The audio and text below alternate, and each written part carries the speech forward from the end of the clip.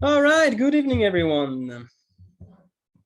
Let's do our usual sound check and is everything okay? Can you see me? Can you hear me properly?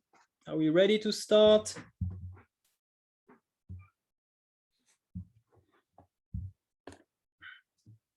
Okay.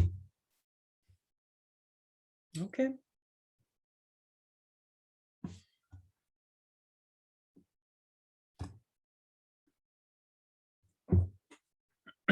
So thanks to those who joined um, early enough.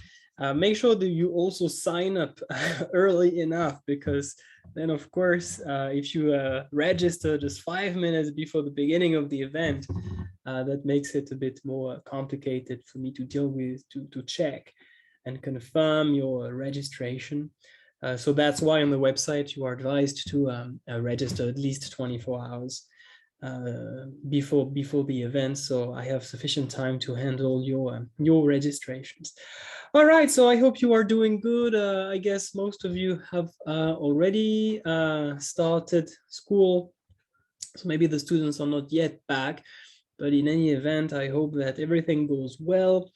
I hope that you will feel confident to teach economics this year in the best possible working environment. So today we have a pretty busy schedule because there are two topics we need to discuss. And one of them is actually covering a lot of different concepts, a lot of different ideas and important diagrams. So that's going to be quite busy. And we are essentially going to finish the A2 content of the chapter. That is the first chapter, the basic economic ideas and resource allocation. So last week, we talked about economic efficiency. And by now, we should know everything about it, what it is, the different types of efficiency, the different ways we can use diagrams to represent productive efficiency, allocative efficiency. We also talked about static versus dynamic efficiency, and I explained that there is often a trade-off between these two concepts. And finally, we discussed the concept of Pareto optimality. Today, the two topics we will talk about will be the causes of market failures. And actually, there is something that is quite interesting about the A2 syllabus. I'm not extremely happy about it, but that's just the way it is. During the A2 syllabus, we talk about market failures at two different times. We talk about market failures in the first chapter, but we only talk about the origins or the factors that can lead, that can create market failures. And then in the third chapter of the A2 syllabus, government microeconomic intervention, then we talk about the solutions, especially how the government can actually fix or correct a market failure. So again, today, the objective is not to talk about government intervention. I will just outline the possible ways we can correct the market failures. But we will mostly focus on what creates them. First, we'll define what we call a market failure, what creates them, and how we can actually fix them will be something that will be discussed later. Sorry, I have some people trying to enter the meeting, but they have not used the right name. So I am unable to confirm that. All right. Okay, shall we? Let's talk about that. So let's get started. And of course, once we are done with that, we'll talk about the cost-benefit analysis, which is the second topic we must discuss today. All right. Let's have a look at the causes of market failure. But first, we need to define what we call a market failure. And this is the definition that I use. I simply say that the market failure is a situation in which a free market, so be careful, a free market is not the same as a competitive market, okay? A competitive market is simply a market that is characterized by the assumptions of perfect competition, okay? So many buyers and sellers, blah, blah, blah, no barriers to entry. That's what we call a competitive market. A free market is simply a market in which you don't have any government intervention. So a monopoly can very well be a free market, okay, if there is no government intervention. So it's a situation in which a free market does not allocate the right amount of resources to the production of a particular good or service. So you see that, and this is what I emphasize in the second point, when we talk about market failures, we mostly talk about allocative efficiency. It's usually about do we produce too much or do we produce not enough? Okay, we know that these are the two possible outcomes, or the two different types, if you want, different types of market failure. We can have a situation where what we produce, what the free market produces is larger than what should be produced to maximize total surplus. So there is a deadweight loss, and we call that an over provision. And on the other hand, there are situations where the market does not produce enough, which means does not allocate enough resources to the production. I like to put it this way because we should really connect it to the basic economic problem. So this really emphasizes that the concept of market failure is about resource allocation. Okay, if we produce too much, it means that we have allocated too many resources. If we don't produce enough, we have not allocated enough resources. So that's mostly about allocative efficiency. So you probably know, if you are already familiar with the A2 economics syllabus, you know that market failures can also create productive inefficiency, especially market powers. You know that, for example, a monopolist is likely to be productively inefficient because they are what we call X inefficiencies. It is true.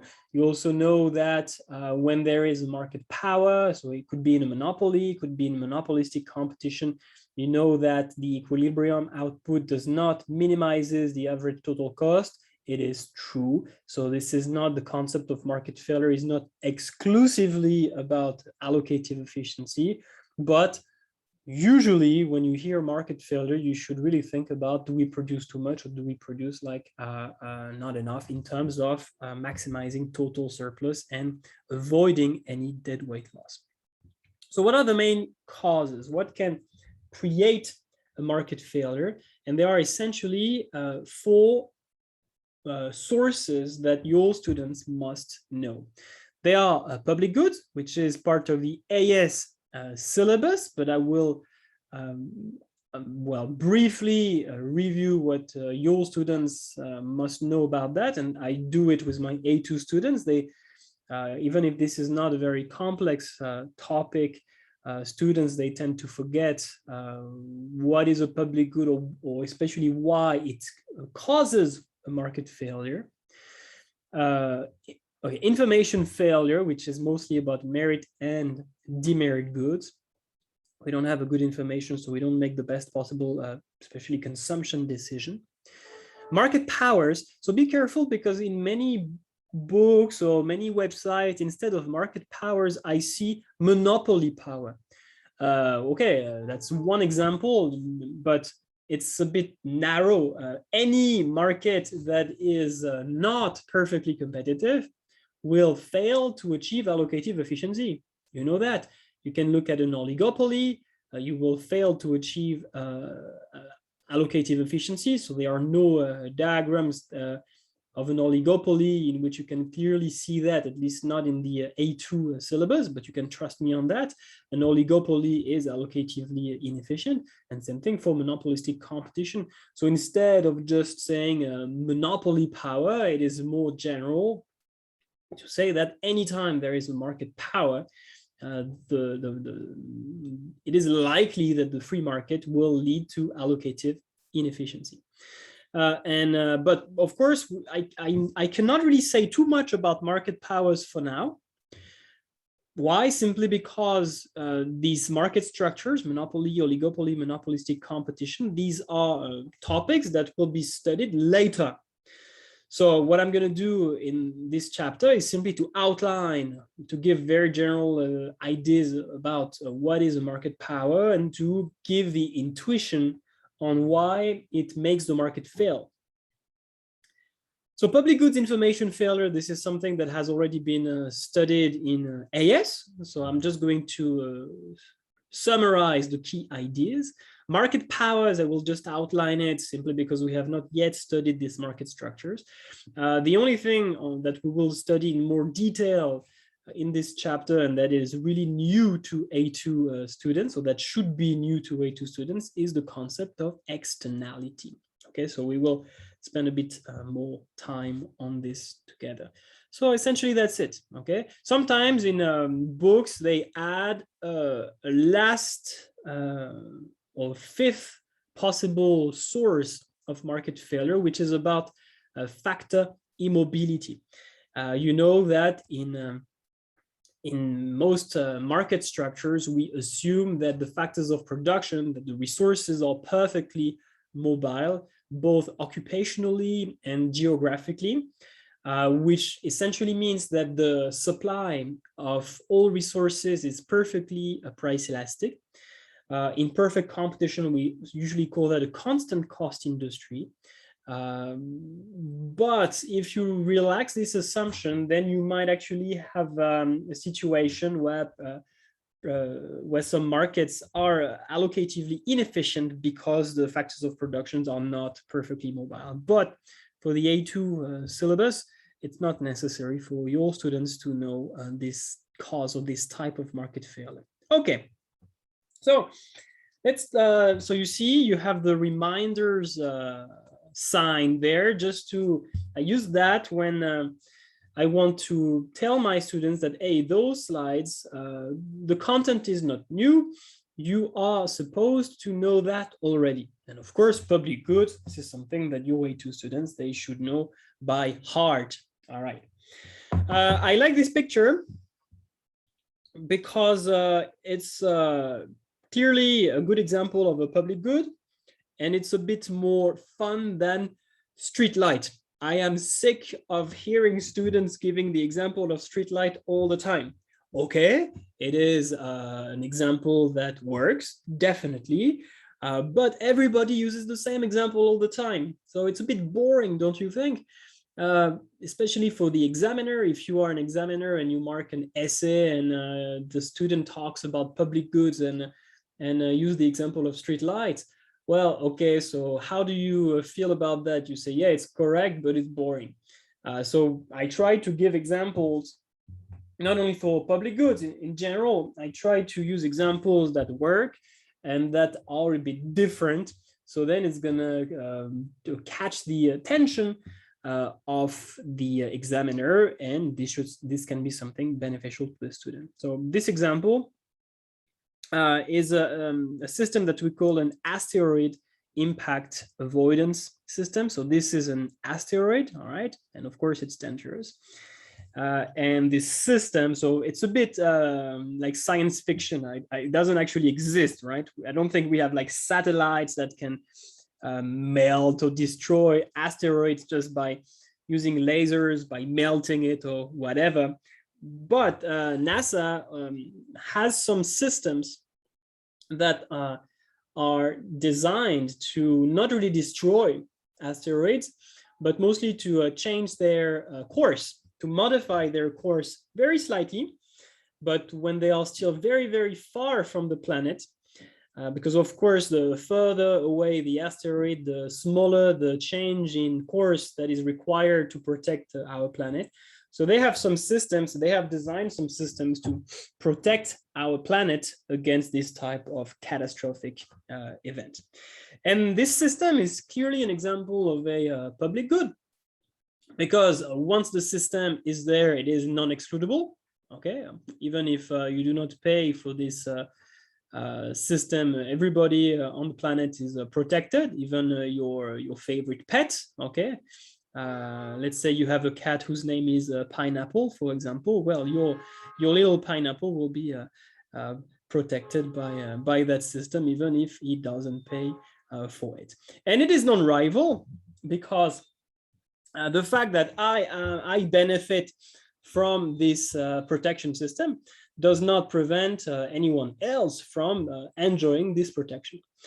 So I like this example, and I think it's a bit more engaging than using the example of Streetlight. All right, so of course, these are just reminders, so you should start with explaining what we mean by rivalry and non-excludability. So again, I'm not going to spend too much time on this today. You can ask this question, if a good or service is provided for free, can we conclude that it is non-excludable?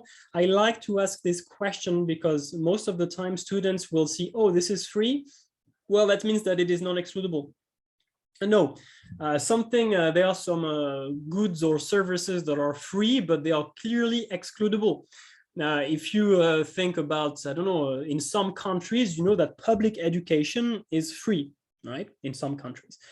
Does it mean that public education is non-excludable? Of course not. Public education is definitely excludable. If we wanted to make people pay, we could, right?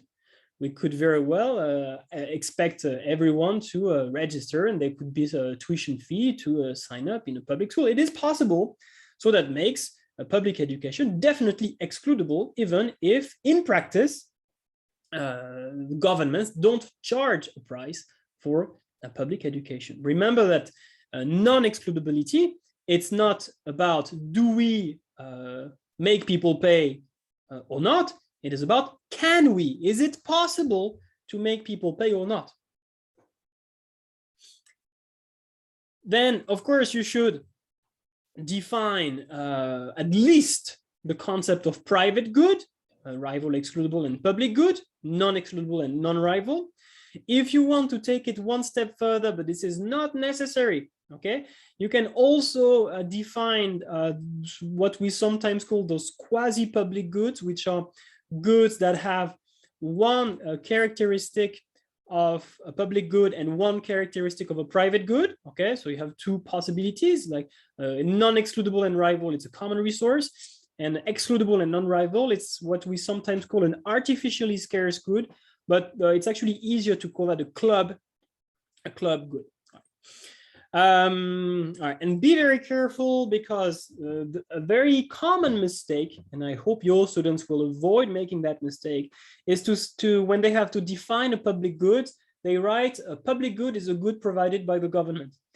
And you know that it is often true, right? Public goods are often provided by the government, even if it's not always, and you can ask them to find example of public goods that are not provided by the government, but which are provided. And you can try to find examples yourselves. And if you find examples, you can type them in the chat box. Okay, so I repeat, examples of public goods that are provided by private individuals, private firms, or private individuals. Okay, I'll give you the few examples that I give, but if you have more, you can type them in the chat box. So yeah, please emphasize that public good is defined by its characteristics, non-rival, non-excludable, and not by the identity of who produces them. Very important. In some books, they also add a third property or a third characteristic that is non-rejectability. I usually skip it because for the examination, it's enough if you say non-rival, non-excludable. If you like, or if you are used like you adding this third characteristic of non-rejectability, saying that everybody must consume it even if they don't want to, you may, but I don't really like this additional characteristic, and I would rather just stick to non-rival and non-excludable. Okay, then I like spending enough time on this. Again, if you want to, this is especially if you want to talk about common resources and artificially scarce good. So private goods, it's not hard to find examples. Public goods, you have the typical ones. So street light, yes, I don't like it, but everybody uses it, so I had to to include it. A public sewer system, national defense, or clock. For clock, I usually give the example of Big Ben. I think they all know what Big Ben is, and of course, Big Ben is an example of a public good, right? And it's non-rival and non-excludable. And I also like the example of a radio broadcast. A radio broadcast is clearly an example of public good, non-rival and non-excludable. But what is important for your students is to be able to justify it. If they write an essay about public goods, or same thing with any type of good, could be merit or demerit good, it's not enough to give the definition of a public good and then to write something like, for example, street light. If they do something like that, they probably hope that they will be able to win some application marks, but that's not going to happen, because if they really want to illustrate the concept of public good, then they must explain why streetlight is non-rival and why streetlight is non-excludable. Okay, same thing for any example that they use. They must justify why they are indeed an example of public good. Okay, I'll say that again when we talk about merit and demerit goods. Okay, so you can first start with private and public goods, and then again, you don't have to, but if you want to take your students one step further, you can also try to find examples of common resources and artificially scarce good or club goods, just to emphasize these quasi-public goods. Now, actually, what you guys are consuming tonight is an artificially scarce good or a club good, because it is excludable, and I have excluded those who have not paid. That's why there is a waiting list. But it is non-rival to some extent. The fact that one of you attends this workshop does not prevents anyone from attending the workshop, at least tonight, because this tonight's event is not fully booked. So tonight, this is not a private good. You are actually consuming an artificially scarce good tonight. So you can add more examples for your students. Then we should talk about free riding. This is another keyword, very important keyword, free riding, which is actually caused not by the fact that the good is non-rival.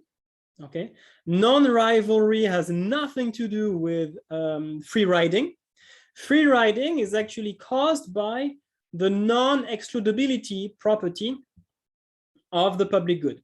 Okay, that's because you can't exclude those who don't pay, that people have an incentive to free ride, not because the good is non-rival. Okay, so what have we done so far? We have talked about public goods, we have defined them, we have given examples, but now we need to understand why they make the market fail. And one reason, there are actually two reasons for which public goods make the market fail, but one reason is the problem of free riding. And well, you know what this is. If you can enjoy the good even if you don't pay for it, then you don't want to, you have no incentive to pay for your own consumption.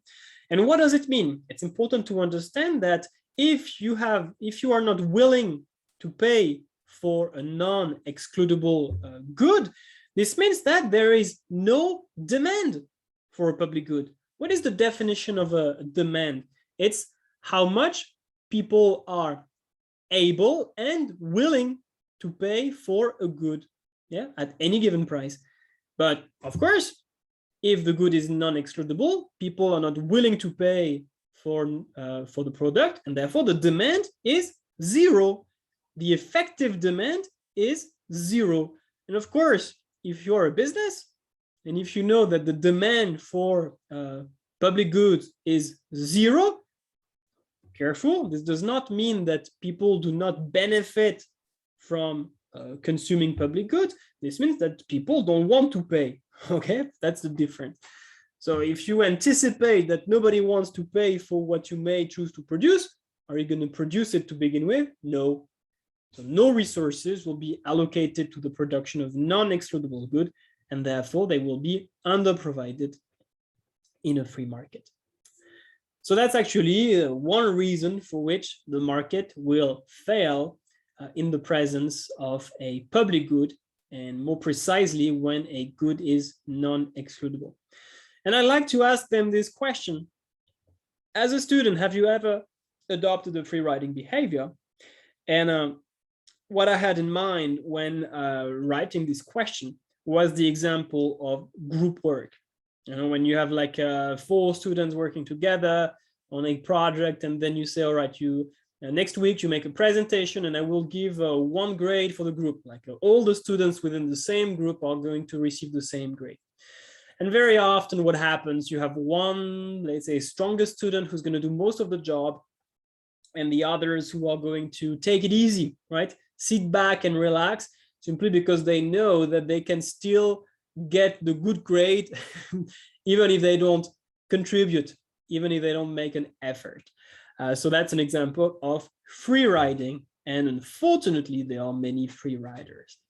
Okay, then there is an example in which I illustrate this problem with an example of an air purifier in an office. But again, this is one step further, so I'm not going to discuss this example with you today because it uses game theory.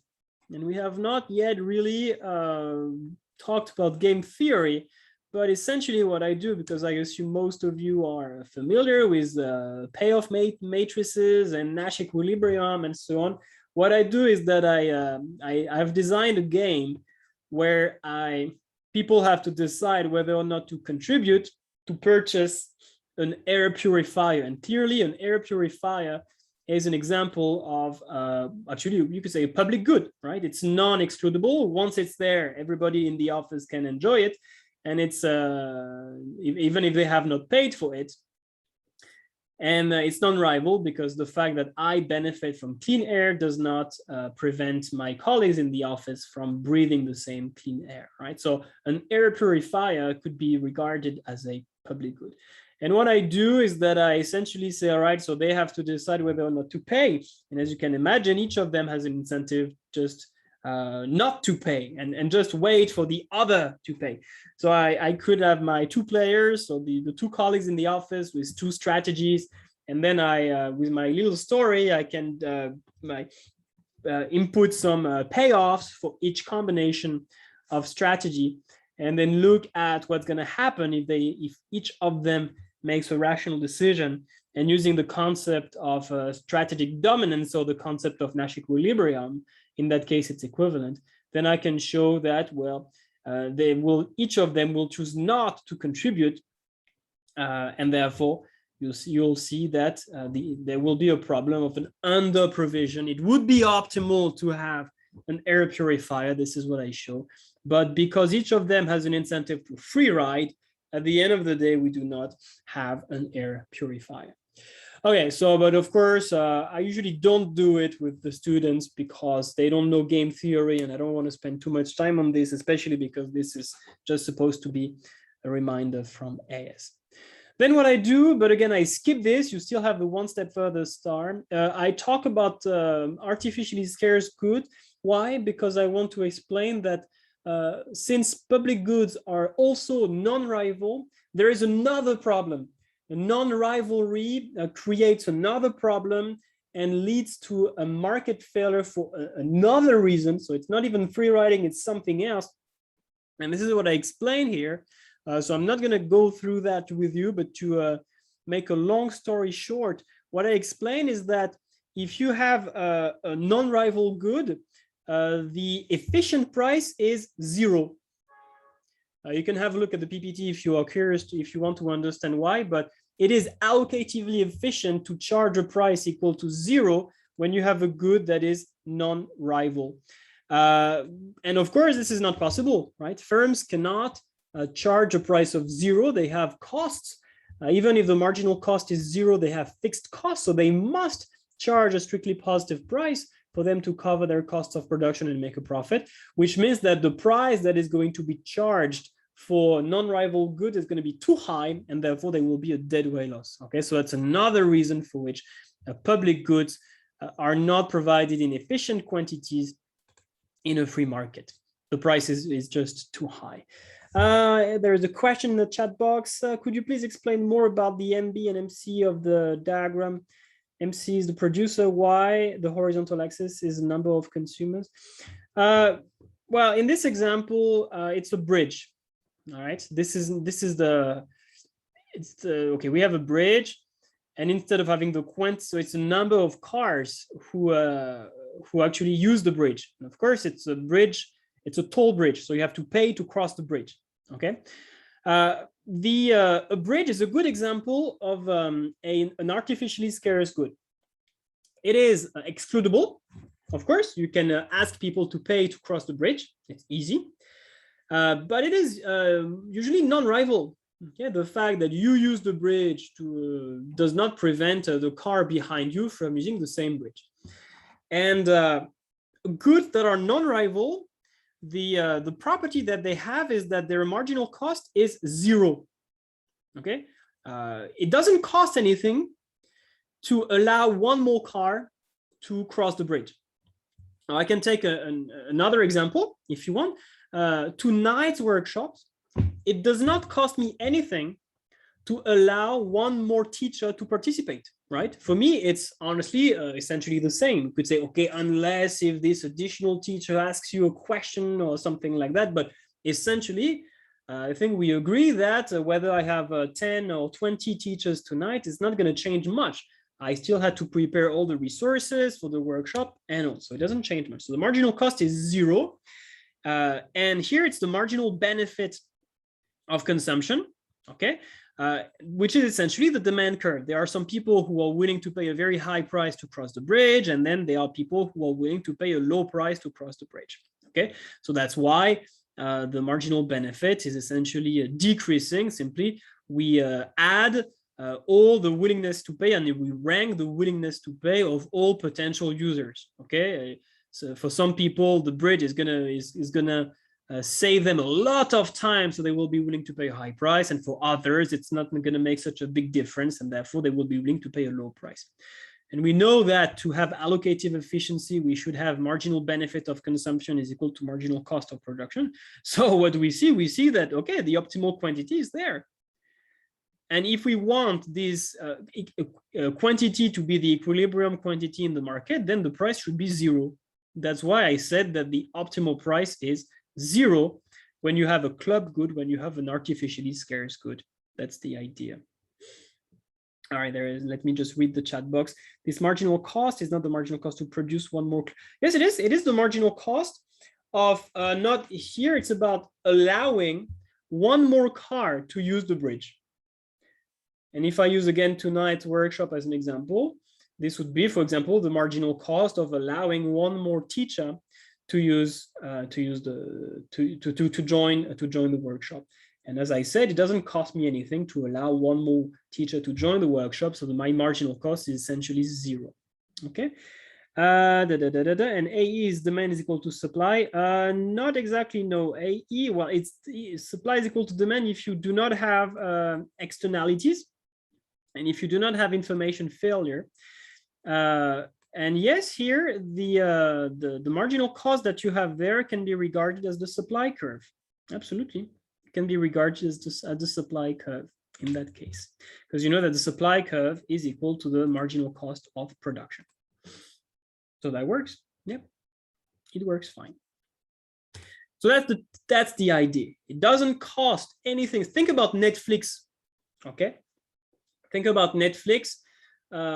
They have a very high fixed cost of production to build their website. They have to buy servers. They have to design the website, many things. So the cost of production, of producing the streaming service, there is a very high fixed cost, but then the marginal cost is virtually zero. It is maybe not exactly zero, but it is very, very, very low. It doesn't cost Netflix anything additional to allow one more user to use their website. Okay, so the marginal cost is zero, and therefore allocative efficiency would be achieved once the marginal benefit is close or equal to zero. And if we want this to happen, then the price at which they sell the service should also be close or equal to zero. But again, in that case, they would not be able to cover their fixed cost of production. So in practice, they don't do that. In practice, they charge a price that is strictly positive, relatively high actually, and therefore you can take any price, P1 for example. Therefore, we see that this artificially creates this deadweight loss. That's the idea. But again, your students do not need to know that. Okay, relax. They only need to understand the problem of free riding. That's really what the exams are about, to explain what this is, to explain what it makes the market fail, to explain the issue associated with non-rivalry and artificially scarce good. If you have stronger students, you can challenge them and try and go through this slide, but usually I just skip this part. All right. Okay, so now what can we do? Again, I will just briefly outline the solutions. Okay, so it's a summary. What are the problems? So the free market will not provide public goods. So what are the options? You can have voluntary contributions where people just choose to pay. Okay, they don't have to, but they might make a donation for example, just to support like public radios or scientific research. We saw a public radio is clearly a public good, non-rival, non-excludable, and sometimes people just choose to pay simply because they enjoy the service of the programs, and they choose to make a donation to support it. So this happens, but of course, this is in only certain circumstances it happens. Sometimes you can make money with public goods, but not in a direct way. You cannot sell public goods. Nobody's going to pay for public goods, but what you can do is to use public goods to make money in an indirect way. And the best example is television, broadcast television. Everybody with a television can and an antenna can watch TV programs that are freely broadcasted, so that makes it a public good. But how do televisions make money? By broadcasting advertisements. They sell advertisements, or they sell broadcast time to companies, so they can advertise for their products. This is how they make money. So of course, television can be regarded as a public good, but still there are some private firms who are willing to create television programs simply because they anticipate that this is going to be profitable by selling broadcast time to advertisers. That's a good example. Same thing with Facebook, or same thing with even WeChat when you think about it. You don't pay anything when you use Facebook, when you use social networks. So how do they make so much money? Well, by selling some, so now it's not broadcast time, they are selling some space on their web pages, on their apps for companies to advertise. So I don't teach business, but I'm sure some of you can help me with the quote. There is I don't know the exact quote, but this is something like, if you do not pay something for product, then you are the product, right? Something like that. If you do not pay for a product, then you are the product. And yes, with Facebook or with social networks, it's true that we are the product because we have information, private information that interest private companies. And well, Facebook will, well, they say they do not, but you have these big companies, they share some, maybe not all, but some of our personal information to these large companies. Okay, then you have, you can club together, blah, blah, blah. I'm not going to talk about everything. You could have a high level of social encouragement, but for the students, they should know that when most of the time, the solution, the main solution to public goods is simply to government provision. When the government is going to collect tax revenue and to use tax revenue to finance public goods itself. Okay. Right, and I think that's about it for public goods. Again, these are just reminders, but I think it's worth it to just refresh your students' memory. Any questions about public goods? Are we good? Can we move on? Right, merit and demerit goods. Yeah, this I'm glad I had dinner already, otherwise this picture would have been very annoying to watch. I hope you had dinner too. Okay, first thing I should say is we have a big problem with merit and demerit goods. This problem is that if you take different books, you will have different definitions, which makes it awfully complicated. In some books, they say that merit and demerit goods, they are goods that generate positive or negative consumption externalities. So a merit good generates positive consumption externalities. A demerit good produces negative consumption externality. In some books, they say that a merit good is a good that is better than the consumer realizes. So it's a problem of information. And a demerit good is a problem, is a situation where a good is worse than the consumer realizes. So again, this is a problem of information. And in some books, they say it's both. They say that it's a good that produces externalities or or for which there is imperfect information, essentially. So then you may ask, all right, which definition is right? And the answer is all of them and none of them. Simply because there is no such a thing as a right. I already said that. There is no such a thing as a right or wrong definition. There are simply definitions that are more or less widely accepted. And it is very important to understand that. That being said, I feel like it is extremely tricky or misguiding to say that merit goods generate externalities, positive externalities, and demerit goods generate negative externalities. To me, it's very, very confusing. It doesn't make much sense. And I talked to many economics teachers about this particular point because I've always found it quite confusing and I didn't really know how to approach this with my students. And I was quite relieved because most of them, they agreed with the way I defined merit and demerit goods, and it makes way more sense to me and hopefully to the students. So the definitions that I'm going to give you, to me, they are the best possible decisions, best possible definitions, and they are clear, they do not pose any problem for the examination. And to me, the best way to talk about merit and demerit goods is to talk about the concept of information failure. So I usually start by explaining what we call information failure. You don't have the right information or you are missing some information, so you don't make the best possible decision. And I think we should spend some time introducing the concept of economic myopia, or to talk about what it means for an economic agent to be myopic. Because when we give examples of merit goods, very often the information failure that arises is actually caused by economic myopia.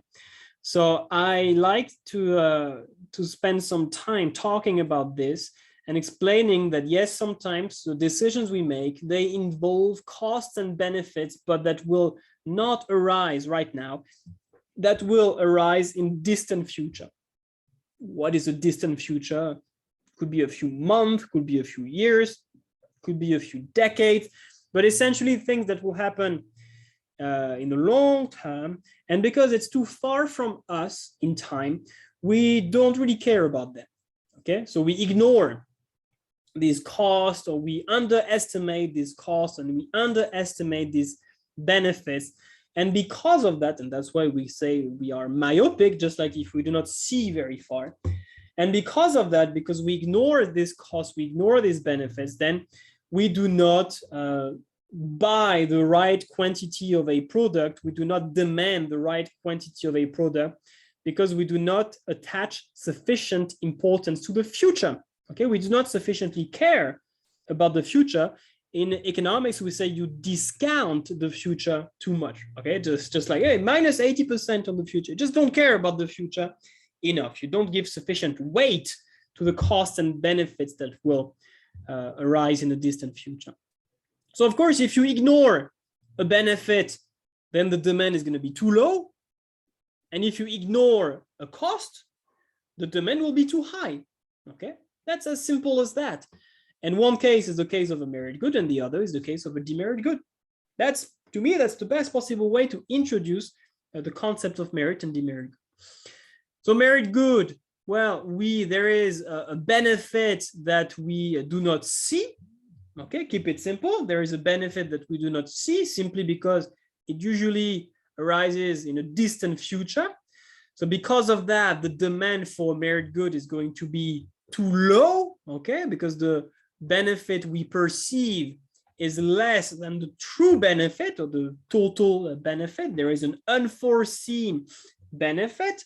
So the demand is too low, and if the demand is too low, the equilibrium quantity will be too low. So this will lead to an under provision of the merit good, okay? So the typical examples, yes, education, insurance, physical exercise, having a healthy diet, things like that. Anytime there is a benefit that will happen in a long time from now, you are likely not to consume this merit good, this product enough. Okay. So then you're going to tell me, yes, but the problem is that if you do not talk about externalities, if you really focus on information, what diagram do you use to illustrate a merit or demerit goods? And actually, it's a good question because I've never really come across a good diagram about merit and demerit goods, or at least a diagram that supports this definition based on information failure. So actually created one that makes sense to me. And so I cannot guarantee that it's going to be okay for the examination, simply because it's never been backed by any endorsed textbook. But honestly, I'm pretty confident that it should be okay because it makes a total sense and it's very clear. So what do we have? So supply demand, okay, and of course the demand here is based on the benefit we are aware of, okay, the benefit that we see, the benefit that we perceive, okay, so I actually call it the perceived marginal benefit of consumption, okay, but because there is an unforeseen benefit, there is this benefit in the future that I do not see or that I do not sufficiently value, then the true benefit is actually, or total benefit if you want, is actually higher than the perceived benefit. So the market equilibrium, MT is for market here, okay? QMT means the market equilibrium is where supply is equal to demand, okay? But the allocatively efficient quantity, QOPT, opt for optimal, would be there where the supply curve, which represents the marginal cost of production, is equal to the true marginal benefit of consumption. When we do give the optimal weight to or we take into account, we sufficiently value the future benefit that is generated by consumption. Okay, so what do we see? We see in this case that yes, the market does not allocate enough resources to the production of this merit good. We have a problem of an under provision. And yes, we can identify the deadweight loss, the area between the marginal benefit and the marginal cost, which is the supply curve over there. Okay, so I feel like this is the best possible representation of a merit. So there was a question, does the unforeseen benefit include benefit to third party? No. Benefits to third party, it's a problem of externality. And I strongly advise you all to separate these two sources of market failure. On the one hand, merit and demerit goods, which is about information. I am not fully aware of the benefit to me, and demerit good, I am not fully aware of the benefit of the cost to me. Let's just let me exit this presentation. I want to show you something that you did not see. Okay, you should see it now. Okay.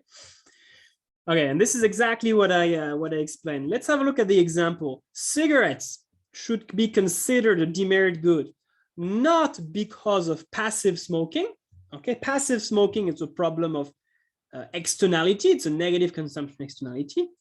So we should not regard cigarettes as a demerit good because of that, but because cigarettes users, smokers, are not fully aware or might not be fully aware or might not sufficiently attach sufficient importance to the damage that smoking can cause to their own health. Okay, so it's not about third parties, it's about yourself. And even if you know that it's bad for your health, simply because you might get lung cancer in only 40 years, because it is too far in the future, you do not sufficiently take this risk or take this cost into account when you decide to smoke when you are 16, for example. That's why that's from that perspective that we can say that that cigarettes are a demerit good. All right, and for demerit goods is essentially the same thing. So the problem here is that there is an unforeseen cost. There is a cost that we do not see, usually because it is incurred in a distant future, a cost that will arise in 20, 30 years, for example. So if there is a cost that we ignore, or there is a cost that we do not sufficiently value, then the demand is going to be too high. Okay, the demand for junk food, for alcohol, for tobacco is going to be too high. And because of that, the quantity produced by the market is going to be greater than the optimal quantity. So we will, the market will lead to an over provision. And again, this is exactly what this diagram shows. So again, the perceived benefit, the perceived benefit is higher than the true benefit, simply because there is an unforeseen cost. Okay, there is an unforeseen cost associated with consumption that I do not see. So the net benefit of consumption, if you want, is less than what I perceive, what I see, what I am aware of. So same thing, the market equilibrium is when supply is equal to demand, QMT. But the allocatively efficient quantity would be when the marginal cost is equal to the true marginal benefit, not the perceived marginal benefit, which is lower. Q opt is less than QMT. So here the market allocates too many resources to the production of that demerit good. So yeah, I like, so yes, you're going to tell me it really looks like a problem. It really looks like the diagram of an externality. Yes, but you see that the labels are not the same. Okay, it's not about private cost versus social cost or private benefit versus social benefit. It really is about what we see and what we perceive and the real or the true benefit or cost of associated with the consumption of a merit or demerit good.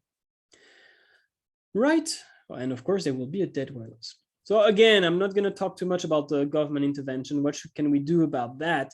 I'm just outlining what we can do. We can use taxes, subsidies, regulations, provision of information, or government provision right away. The concept of paternalism is interesting, and I think you should at least mention it to your students, because government intervention can often be seen as a form of paternalism. So I feel like it's interesting for your students to know what this is about, especially, if they use this term in an essay. That, as I said earlier, it's always good for students to differentiate themselves, to try to write an essay or data response that's going to be a bit different from their competitors, from other students. And using these keywords can be one way to take it one step further and to gain higher or obtain higher grades. A few words about, sorry, it's a bit hot in my room. I'm just going to turn on the AC. That should be better. Moral hazard and adverse selection. So this is something that is in some textbooks, but I don't think I have ever seen any question. So you can skip it.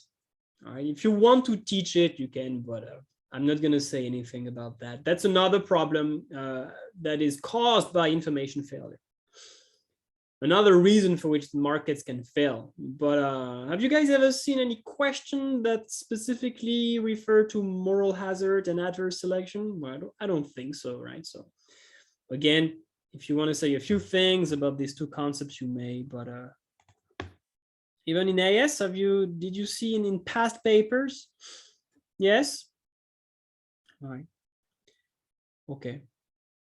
Well, moral hazard, you do not bear the full risk of what you do, so your behavior is too risky. Okay. And adverse selection, the good products or the good consumers, the good agents, they are mixed with bad products or bad agents, and they have no way of signaling their quality, and therefore they will be, well, I said, squeezed out of the market because they will expect a higher price, or they will be sold at a higher price, so their minimum willingness to accept will be higher, and therefore nobody will actually purchase the good quality products or hire the good workers, for example. That's essentially the idea. Right. Okay, but I don't want to say too much about this. Okay.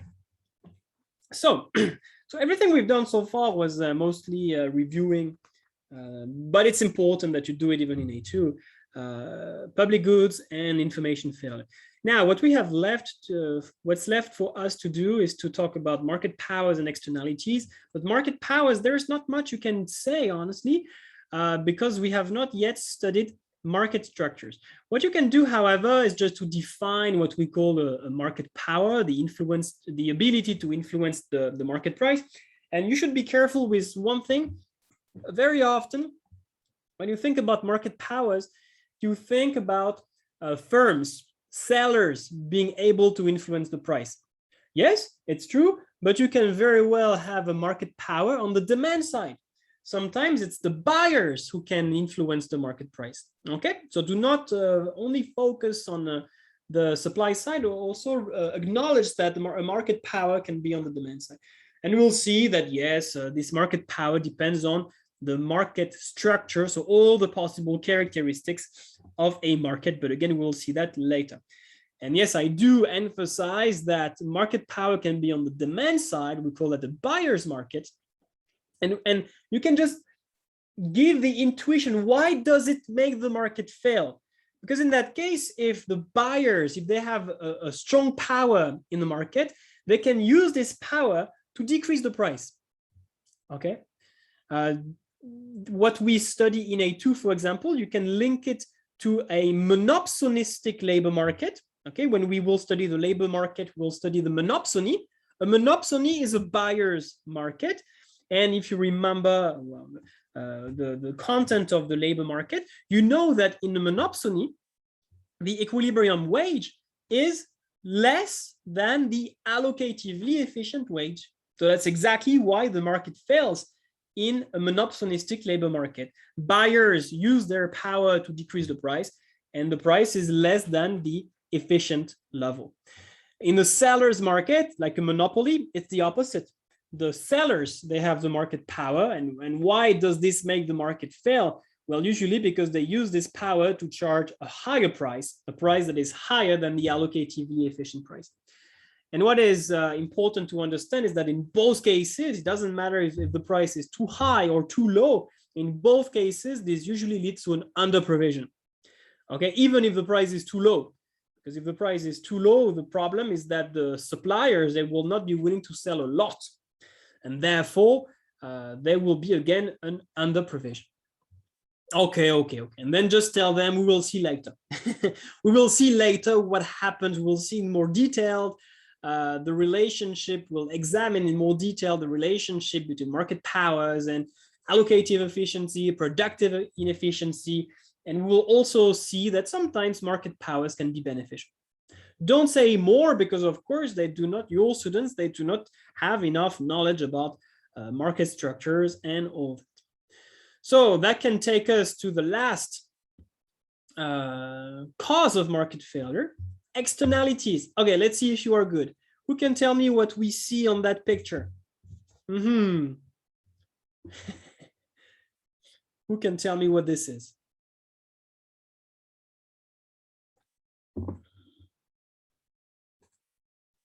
Oh, wow. Yes, Crystal. Bacteria. Do you happen to be a biology teacher as well? Yeah, absolutely. These are bacteria. And why do I use these example? Because what do we use when we have an infection? When we are sick, we have an infection, bacterial infection, we use antibiotics. Okay, the antibiotics, what do? They kill bacteria, but they don't kill all of them. They kill most of them, and they are always survivors. And as we say, whatever does not kill you makes you stronger. And the problem is if people take too many antibiotics, what's going to happen is that this is going to contribute to make bacteria stronger and stronger. Okay. And it's like if the bacteria train more and more, okay, they fight. If they fight more and more against the antibiotic, they become more and more resistant, stronger. And the problem is that if they become too strong, we call that super bacteria. If they essentially, this is a mutation, there is a mutation, they become very, very resistant, and the antibiotics, they are no longer effective. The bacteria are just too strong. Why is this a problem? Because in that case, if the bacteria are too strong, well, we will not be able to cure the people who are sick. And they might actually die from from diseases, from sickness that used to be mild, okay? Because in the past we had effective antibiotics, and now we no longer have effective antibiotics. Why does it relate to externalities? Because if let's say in the United States, if people in the United States, if they take too many antibiotics, and in practice it's true, they take too much antibiotics, and then so they contribute to make bacteria very strong, okay? And then if they travel let's say to Spain, and they contaminate people in Spain with those super resistant bacteria, then the people in Spain, they will suffer from an external cost, okay? They were not involved in the consumption of antibiotics, and still they suffer from the existence of this super resistant bacteria. All right, so this might not be the easiest example. I like this example very much because this is one of on which I worked during my PhD. Well, so I have a particular interest for that problem of antibiotic resistance. But if you want to use an easier example to kick off your presentation of externalities, just use face masks, okay? That's easier. We all understand that face masks, there might be a benefit for the person wearing the mask, but there is also a benefit for the other people around you. Or you can use the example of vaccination against COVID, because same thing. There is obviously a private benefit and an external benefit. So feel free to use any example you want to start with externalities. All right, so okay, so what is it? Start with a definition, simple. Different types can come from consumption, or it can be the result of a production activity. Okay, not much to say. Could be positive or negative. All right, so negative, it is when there is a cost on bystanders. And then it's important that you distinguish, of course, between the private cost, the social cost, and the external cost. All right, that's very important. The private cost is the cost that is incurred by the person who makes the decision, essentially. The external cost is the cost on third parties, and the social cost is the cost to everyone. All right, so if you are a business and you produce something, you produce, I don't know, a car, of course, you have to buy steel, you have to hire engineers, you have to pay for electricity and so on. Well, this is the cost to you, okay? So it's a private cost. But if you pollute the river nearby, that's the cost imposed on third parties, that's the external cost. And when you add these two, you have the cost to everyone, to you and to the third parties. That's what we call the social cost. All right. So social cost is private cost plus external cost. It's true also for the marginal. Okay. So marginal social cost is marginal private cost plus marginal external cost. This should not pose any problem to your students because it is very intuitive. Exactly the same thing with positive externalities. All right, define it. Give the definitions of private benefit, external benefit, and social benefit, and emphasize what the relationship is between these three different types of benefits. And actually, here you don't really have like a very clear definition of what this is. Let me show you the definitions that I actually, let me share my screen, or let me just share something else. Yes, let's have a look at the definitions that I used. I'm actually a bit happier with these definitions. All right, so you see private cost, the cost incurred by an individual or firm when consuming or producing a good. And then the definitions are almost the same. I just changed slightly who incurred the cost. So by an individual or a firm, that's the private cost. By third parties, that's the external cost. By society, that's the social cost. And exactly the same thing for private, external, and social benefit. Enjoyed by an individual or a firm, private benefit. Enjoyed by third parties, external benefit. Enjoyed by society, social benefit. Okay, so, and remember, of course, on the website, you can find these documents where you have all the definitions that relate to the causes of market failure. I will have a closer look at this in a minute. All right. So yeah, there are 4 types of externalities, depending on whether it's positive or negative, or if it is the consequence of a production or consumption activity. So then you can actually, let's just go there. You can actually build this this matrix where you have the 4 types of externalities and illustrate them. So let's see if everything is clear. So antibiotic resistance, I explained it. Traffic jams, well, it's easy to understand. Passive smoking also. Let me just try to explain those who might be a bit more complicated. So education, it's because when you are educated, this can, of course, it benefits yourself, but you can use your human capital, you can use your skills to help other people. Okay, so that's why this can be seen, regarded as a positive consumption externality. Social networks, it's an example of a network externality. So when you think about it, I often use the example of dating websites.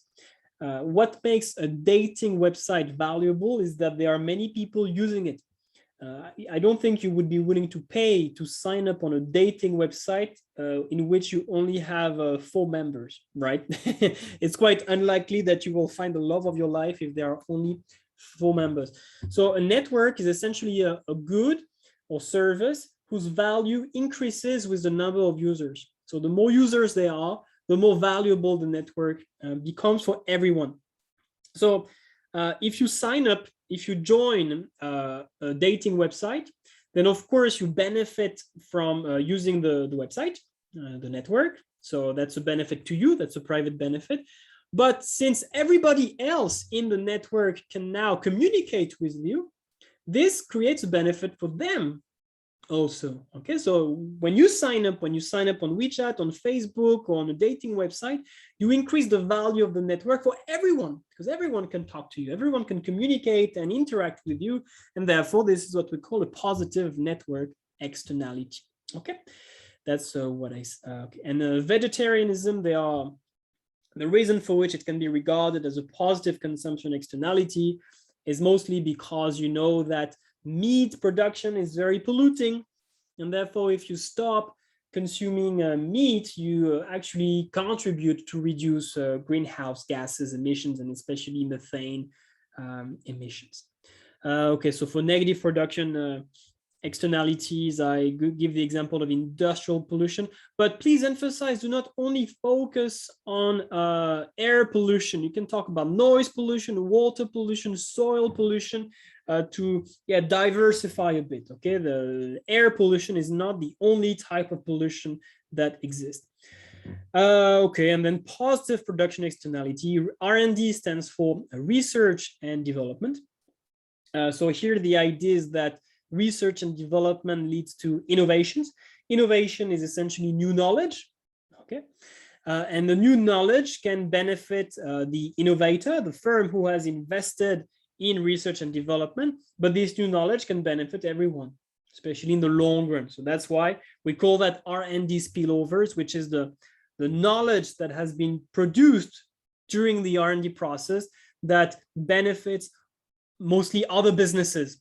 Okay, other businesses can use this knowledge as a source of inspiration to improve the innovation, to create their own products and so on.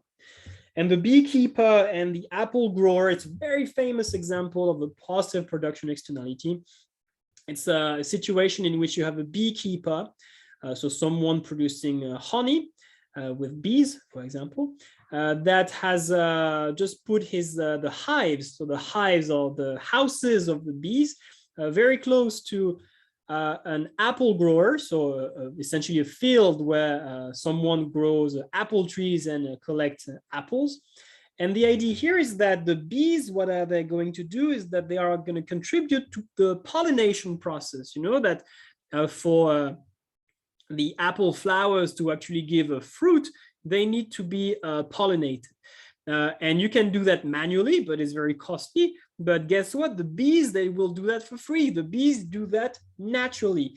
And so the bees, they can benefit. And of course, the beekeeper benefits from the fact that the apple grower has apple trees nearby, because this means that the bees, they can drink the nectar of the flowers. So that's good for the beekeeper. And the apple grower is very happy that the beekeeper is around, because he doesn't need to do the pollination process himself or herself, right? You can read more about this example if you want, but that's a very, very famous and very good example of a positive production externality. I also give a few examples about network externalities, but I'm going to skip that because it's a bit more advanced. Just for network externalities, just think about dating websites. That's the easy example to understand how this works. All right. Okay, and then of course, once we know what are externalities, once we know how we can give some examples, we have to explain why this makes the market fail. And well, here the idea is quite simple. Of course, economic agents are only going to focus on the private cost and the private benefit. This is how resources are going to be allocated in a free market. They are going to ignore the external cost and the external benefit. And we can show very easily on a pair of diagrams why the market will fail. In the case of a positive externality, there will be an under provision and an over provision in the case of a negative externality. I like these two diagrams. You can give them to your students so they can really have like some kind of a checklist to make sure that they know how to draw externality diagrams properly. Okay, so they will never make mistakes. So this is these bullet points. They can really take this as a checklist when they draw externality diagrams to make sure that they never make mistakes. Okay, so I explain everything and I give very specific guidelines to draw the diagrams about externalities. And then we can actually do it. So this is a negative externality. So same thing. Here, the demand is the private benefit and also the social benefit, simply because we only have a negative externality. We do not have a positive externality. There is a gap between the marginal social cost and private cost because there is a negative externality. This is the marginal external cost. Okay, the supply is the marginal private cost. The demand is the marginal private benefit. Supply is equal to demand. This is the market quantity. Boom, it's there. But of course, if we want to achieve allocative efficiency, we should take into account all costs and all benefits. So the quantity that maximizes total surplus is Q opt, the one at which the marginal social cost is equal to the marginal social benefit. What do we see? We see that yes, in the case of a negative externality, the market produces too much, the market allocates too many resources to the production of that good. How about prices? Honestly, we don't care. I did identify, yes, this is the optimal price, this is the market price, but it really doesn't matter. What matters is how much we produce. Do we produce too much or not enough? The equilibrium price and whether it is higher or less than what it should be, it's not important. You can actually ignore it. Okay, you don't even have to draw these horizontal lines and to identify the optimal price. And you can do the same thing for positive externality. So here, same thing, the supply and the demand. So supply, private cost, demand, private benefit. Here, the private cost is equal to the social cost because there is only a positive externality, not a negative externality. However, there is an external benefit, positive externality. So there will be a gap between the private benefit and the social benefit. Social benefit is greater than private benefit. And again, you can compare how much is produced by the market, where supply is equal to demand, private cost, private benefit, and how much should be produced if we took into account all costs and all benefits, the allocatively efficient level of output. And here it is greater. So clearly the free market underprovides the good responsible for the positive externality. And again, you do not need to look at the price. Okay, the price here doesn't really matter. And you should identify the dead weight loss. Okay, I should say something about the diagrams. You probably know that in some textbooks, they use 4 diagrams rather than 2. They distinguish the 4 types of externalities, so the positive, negative, and consumption production. And in other books, they only focus on 2 diagrams, positive and negative externality, which means that it doesn't matter whether the positive externality comes from consumption or production. It's the same diagram. And it doesn't matter if the negative externality comes from consumption or production. It is the same diagram. To me, it makes way more sense to only focus on 2 diagrams. The explanation for that is actually a bit complicated, and I don't want to spend too much time on this. If you really want to know why the 2 diagram representation makes more sense than the 4 diagram representation, you can send me a message and I will explain. But it's easier to use only 2 diagrams. And honestly, it makes way more sense. So I really struggle to understand why some textbooks still use the 4 diagram representation. And luckily for us, for Cambridge in A level, it's absolutely fine to use the 2 diagram representation.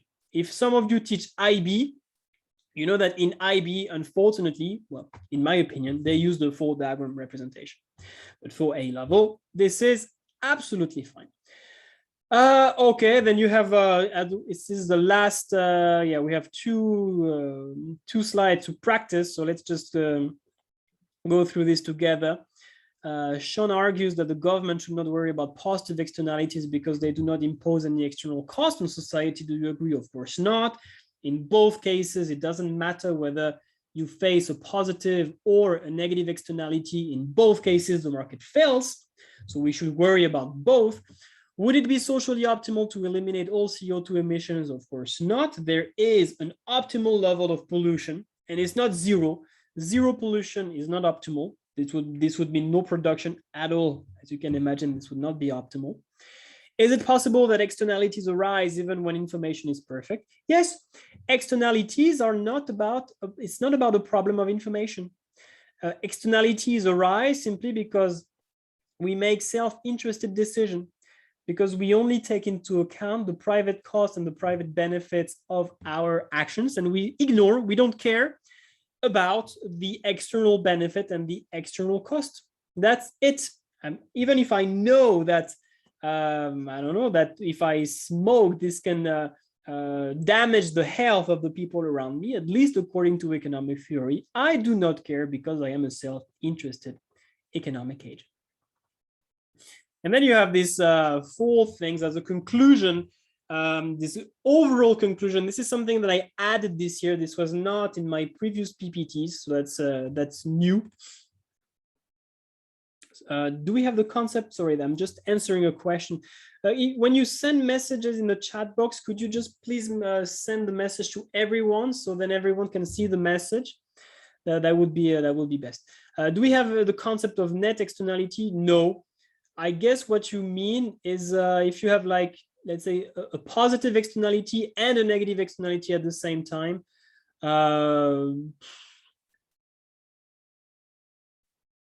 Well, I guess what you mean is that you have a net positive externality if overall you have an under provision, and you have a net negative externality if overall you have an over provision. I think I've seen some diagrams in the examination where you have the two externalities at the same time, but I don't have like something specific in my PPT, simply because I feel like if students have a clear enough understanding of what is a negative externality and what is a positive externality, they can understand diagrams where you have two externalities at the same time. But who knows, might be a good idea to add one slide at the end where you would consider both. Why not at the same time, and see that, yes, depending on which externality is the biggest, you might end up with an over provision, or you might end up with an under provision. In that case, if your negative externality is bigger, you will end up with an over provision.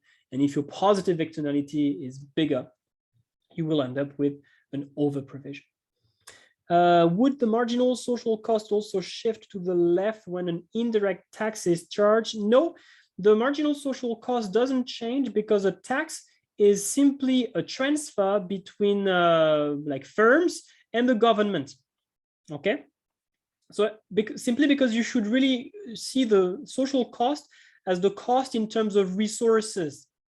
Okay, and a tax does not add any cost in terms of resources, right? So that's why you should not, the marginal social cost is not going to shift if you introduce a tax. And again, a tax is just a transfer between, think about it, the marginal social cost is the cost to everyone, okay? But if one person gives money to another one, if you look at the overall impact, it's not going to change anything. So no, the marginal social cost is not affected by the introduction of the tax, only the marginal private cost. And if we want to be even more precise, it's not going to shift to left, it's going to shift up as just a small detail. And finally, would you please use an example, R&D spillover vegetarianism, to explain that positive externality is also a market failure? Well, we have it.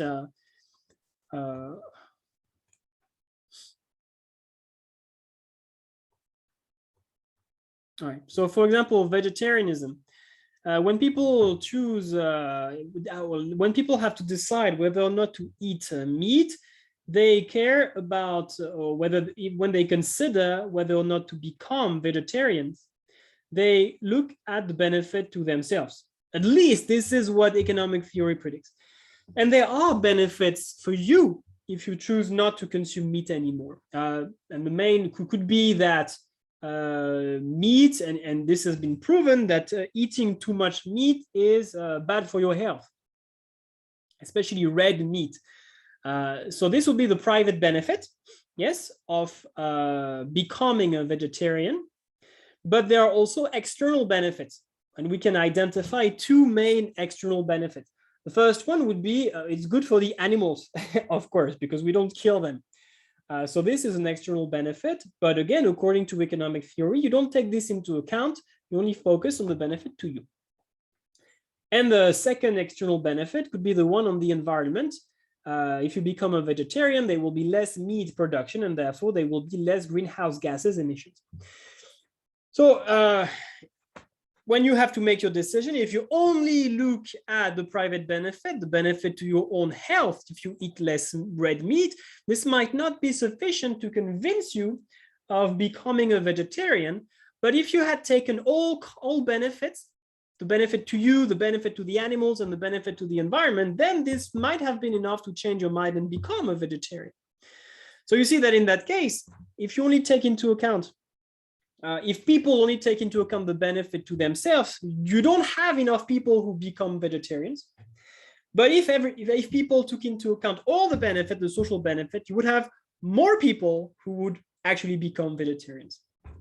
So that's I guess what you asked about the illustration of how we can illustrate the case of an under provision, which means here not enough people become vegetarians if they only focus on the benefit to them and if they don't take into account the benefit to animals and the environment. Does it make sense? Yeah? I hope.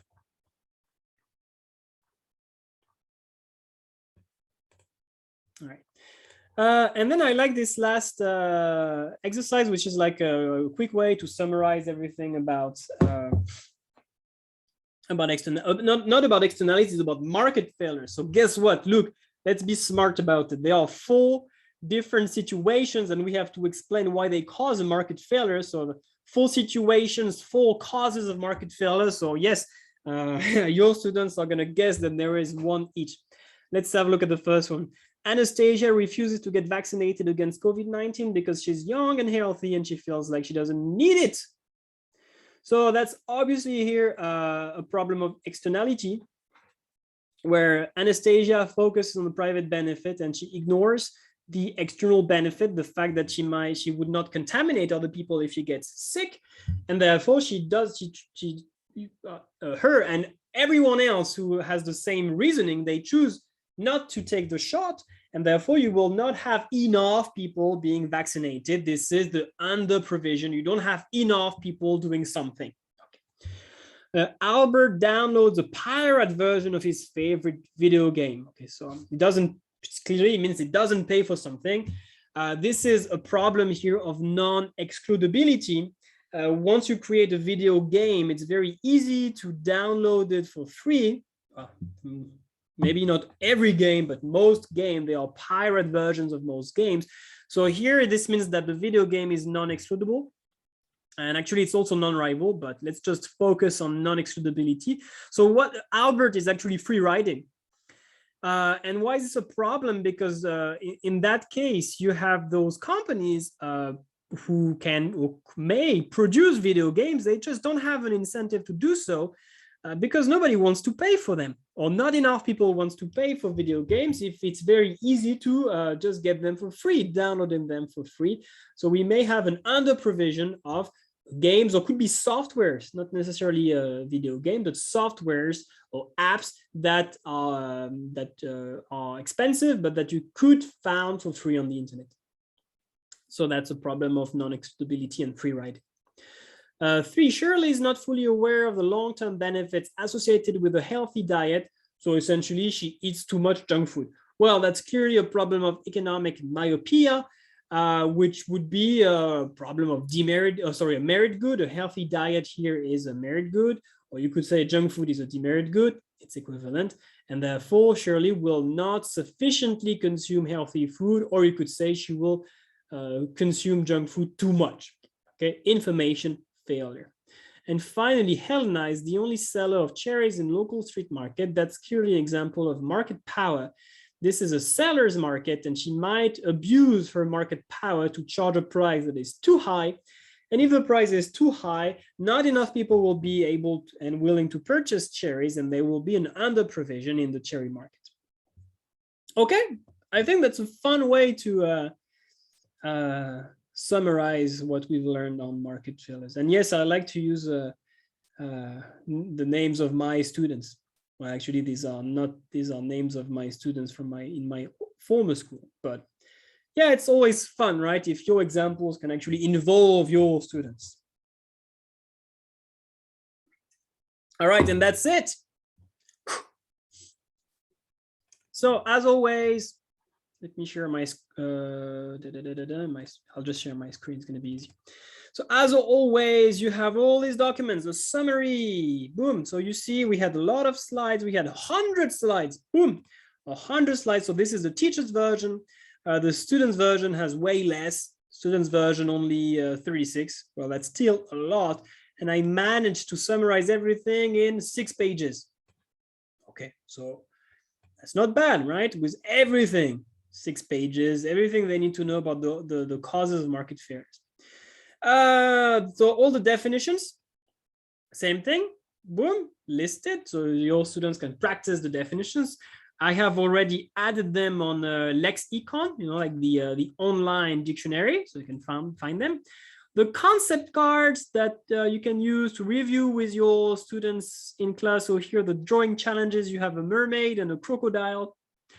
Must be fun to draw. And finally, the essay questions that relate to this particular topic. Okay, good. Any questions? So yeah, we did spend a lot of time on this, but do not worry, because the cost benefit analysis is much quicker.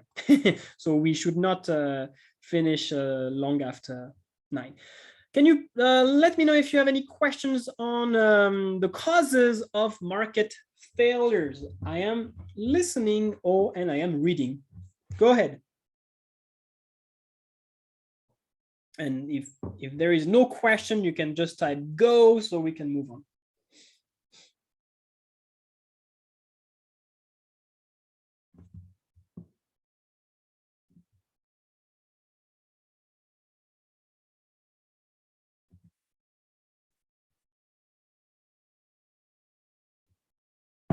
Okay, let's have a look at the cost benefit analysis.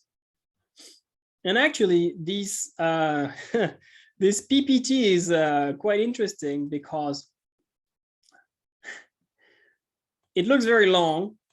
There are 59 slides in the teacher's version, but if you look at the student version, there are only 12.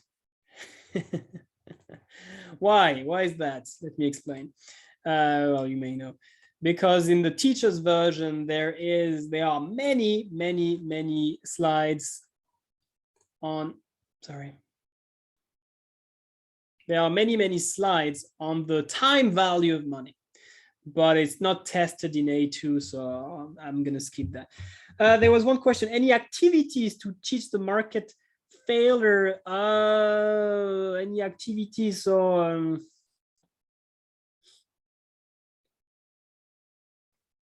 not really activities, but you can put them in situations. So for example, when you talk about public goods and when you talk about free riding, you can, as I said, ask them, have you ever adopted a free riding behavior? So they can think about, yes, in class sometimes we have. You can use the example of the air purifier, and you can ask them, what if we agreed to contribute and to buy an air purifier together? Would you contribute if you know that you could still benefit from it even if you don't pay for it? For merit and demerit goods, I can't really think of activities per se, but you can again use a lot of examples and relate to their life experiences and say, right, think about something in your life, you do it today, you don't like it, but you do it because you know that this is going to be good in the future. On the other hand, think about something that you enjoy very much today and you do it even though you know that it's bad in the long run. So this is not really an activity, but that's definitely good for them to relate and to better understand. Of course, because there are important diagrams about merit goods, demerit goods, positive and negative externalities, you could have an activity like, and this is what I do with them, where just to make them practice the diagram. So you can have like a diagram competition, something like that. Or you can give them a situation and then they have to draw the corresponding diagram. This could work. For market powers, there is not much you can do because it's still too early.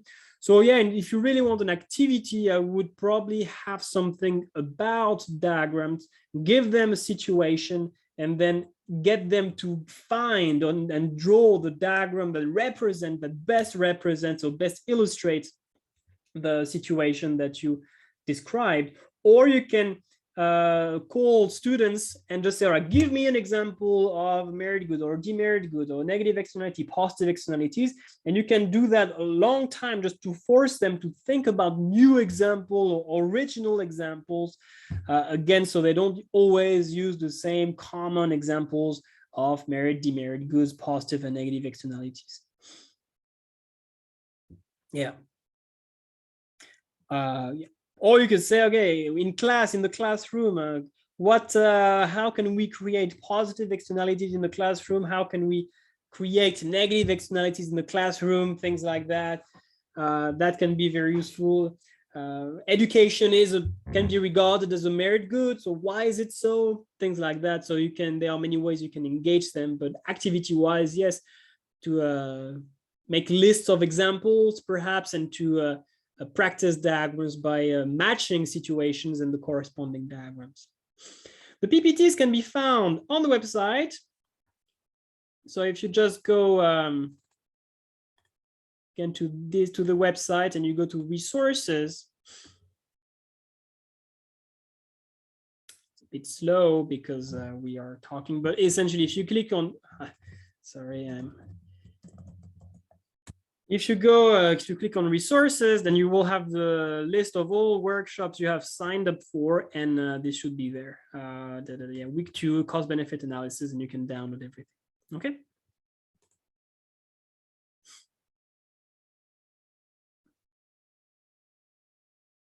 Yeah, that works too. The benefits and the drawbacks to deal with different externality situation. Absolutely, you can do that. Okay, let's have a quick look at the cost benefit analysis now. All right, so again, to me, this is quite important, the time value of money, and that's why there is so much about this. Actually, maybe oh, that's the student's version. Sorry. No, isn't there is so much about the time value of money. It's quite important, and again, this is something that I worked a lot during my research. So I wanted to add some information about this. That being said, for your A2 students, they simply don't need to know that. Again, tell me if I'm wrong, but I can't recall of any MCQ or even data response or essay question that specifically asked about the time value of money. So of course, if there is an essay question or data response about the cost benefit analysis, it would be very relevant and very interesting to talk about this. But I don't think it appears in the syllabus, and it doesn't really appear in major textbooks. For those teaching AP economics, it used to be part of the syllabus. It has now been removed, but I like this, so I just kept it in the teacher's version with the one step further star, but I do not print it. Okay, so that's why the student's version is much shorter. And I'm not going to discuss the time value of money today, okay, because I really think it's not necessary. I did try in the past. I tried to teach the main ideas to the students, and my conclusion is that it's too confusing for them. Or at least maybe I explained the wrong way, but I think I tried twice, like 2 years, to teach them the time value of money, and both years it was painful. So I just chose not to do it anymore. Okay, the cost benefit analysis. Let's have a look. So what do they need to know? They need to know the definition. Definition is a bit long, but they need to have like a clear idea on how to explain it. A method for evaluating the worth of large-scale investment projects by taking into account all the relevant costs and benefits involved.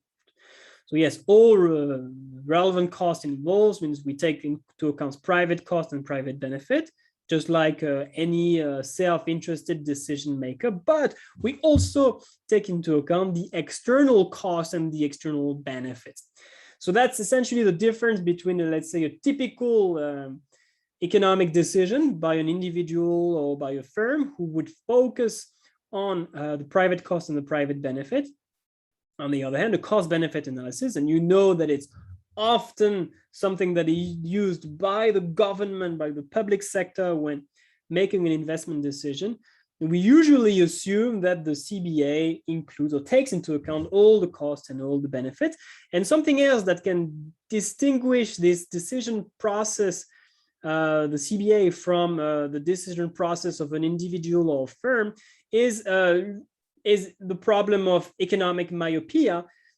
Firms, they tend to focus on the benefit, the cost and the benefits in the short run, and they might not give or attach sufficient importance to the cost and benefits in the long run. So they might ignore some of the costs and the benefits involved in the project, especially those who will occur in, let's say, 5, 10, 20 years.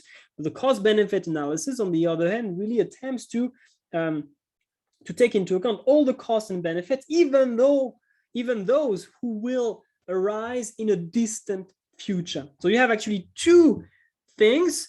There is a wide view, comprehensive assessment. There is a wide view. So here, wide view should be understood as we take into account the private cost, but also the external cost. Okay, that's the meaning of wide.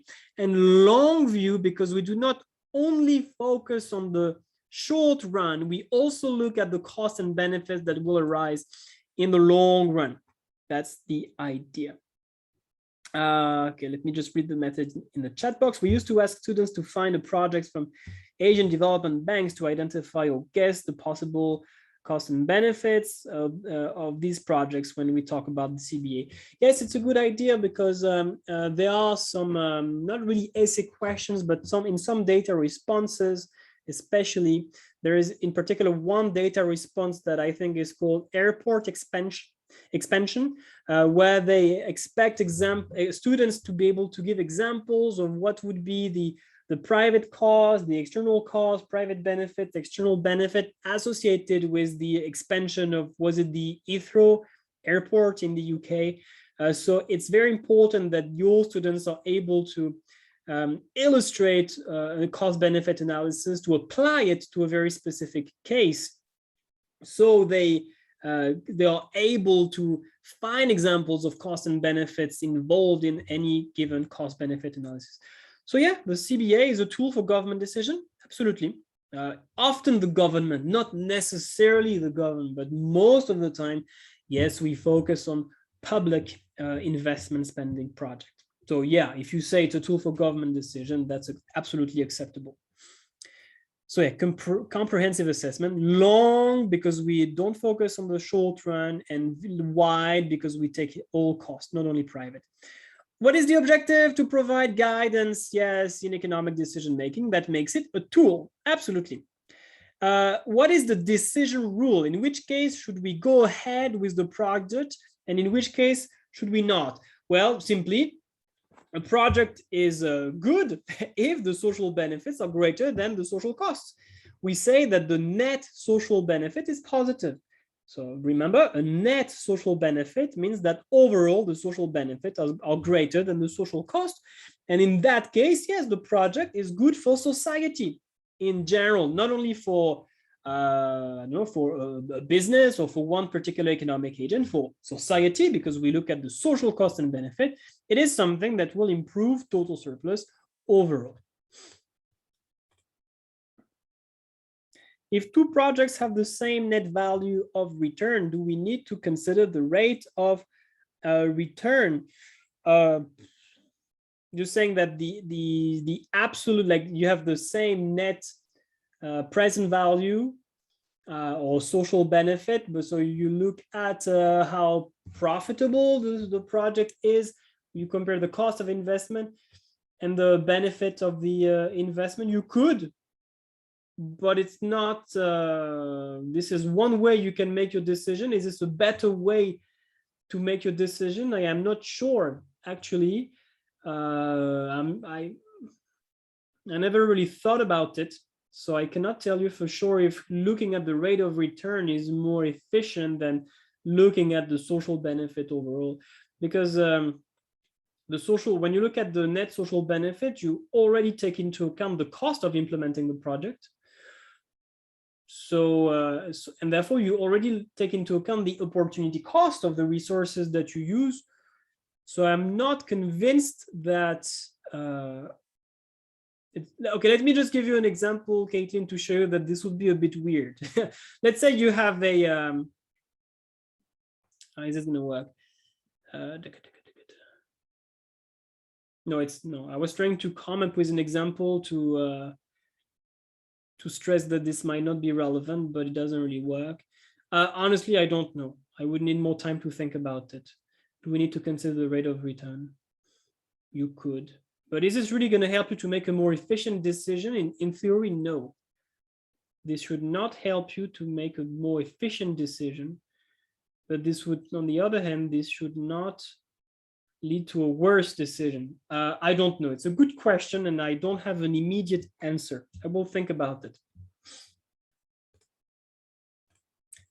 All right, so it's a framework. We provide a framework. It really helps, especially, yes, in the public sector. For A2, it's actually okay when we think about the cost-benefit analysis. It's actually okay to focus on public sector decisions, even though when you think about it, it's in theory, even businesses could do that. But the problem is that we often assume that businesses are self-interested, right? So we often assume that businesses, they will always ignore external costs and benefits. And yes, when there are several projects, and this is where the CBA can be very interesting, when there are several projects, then we can run a cost-benefit analysis for each of them. And then we can simply choose the project that has the highest net social value, okay? Or perhaps the one with the highest rate of return. But if you compare the social costs and benefits, maybe I will need to think about that. And then I give a few examples where essentially we have a limited amount of money, for example, and we have to choose what to do with the money, hospital or do we renovate the hospital? Do we make a new one? Do we build a new nuclear power plant or a new wind farm, a new highway or a new railway track? So we can run a cost benefit analysis for each project, measure the net social benefit of each project, and then on the basis of that information, choose the one that can create the largest possible benefit, perhaps the one that has the highest social rate of return. The problem, and that what we really must understand, is that if we don't do that, if we only focus on the private cost and the private benefit, then we might make inefficient decisions. We might actually go ahead with some projects that have a negative net social benefit. So essentially, we might implement projects whose social benefits are less than the social cost, because we only see that, oh yeah, the private benefit is more than the private cost. Yeah, that's very good. But we forget about the existence of a possibly very large external cost that makes the project undesirable from the perspective or from the point of view of society overall. So that's one possible inefficient decision. We implement a bad project, but we might actually have the opposite problem, where we do not implement a project, whereas it would be good for society, because we only look at the private cost and benefit, and we see, oh, the private cost is more than the private benefit. It's a bad project, but we might not realize that this project would generate very high external benefits and would be beneficial overall for society. Okay, but if we take into account all possible costs and benefits, we will always make an inefficient, we will always make an efficient decision, the best possible decision. All right, I like this exercise, and actually there is no answer, so let's do the answer together. So determine which projects will be carried out by individual agents. So what I mean by individual agents is essentially people who only look at the private cost and benefit, okay? And determine which project should be carried out by a government. So here, government, we look at all costs and benefit. So I don't remember actually, but project A, so private cost is less than private benefits. So private agents, individual agents will say no, project A is bad. Project B, private cost is less than private benefit. So yes, individual agents will say yes. So essentially, individual agents, they will go ahead with project B, but not with project A. But if we look at the government, if we look at all costs and benefits, so the social cost for project A is 120. The social benefit is 140. So yes, there is a net social benefit. So from the perspective of society, we should implement project A. And project B, social cost to 180, social benefit to 160. So project B is actually a bad project from the perspective of society. So yes, I picked this figure on purpose to show you that the decisions are actually the opposite. Yeah, they're depending on whether you focus on the private costs and benefits or whether you include all possible costs and all possible benefits. All right, and then luckily for us, we are going to skip all that. That's a lot. If you can do it if you want, but I strongly advise you against it. But I've spent so much time on this that I don't dare to delete it. You know, it's been too much work, so I still want to have it. You know, if you have like strong students who want to apply for Oxbridge interviews or things like that, who wants to study economics next year, and who really want always more content, then that should keep them entertained for some time. Okay, and then yes, this is important, the 4 stages of the cost benefit analysis. So the students must know them and they must be able to explain them and to illustrate them. First, what do? We identify all relevant costs and benefits, then we give a monetary value to each of them. We forecast future costs and benefits, and then we compile all this information and we make a decision. So that's a bit theoretical. So what I did, and I'm actually, okay, let's say it, I'm quite proud of this example that I came up with because I think it's pretty cool. This is what I call, let's open our own school. And it's essentially an example. It's a stupid example, okay? But what is very good about it is that it can really illustrate the 4 different stages. It can very precisely identify what do we have to do at each stage of a cost-benefit analysis and why can this be useful. So stage 1, remember, we should identify all relevant costs and benefits, which mean the private cost, the external cost, the private benefit, and the external benefit. So that's what I did in the first column. So this is associated with the school. So it doesn't have to be realistic, okay? Doesn't matter. It's just there to illustrate, to give an example. So for school has to pay for the teachers for electricity. I just gave 2 examples of each type of cost and benefit, of course.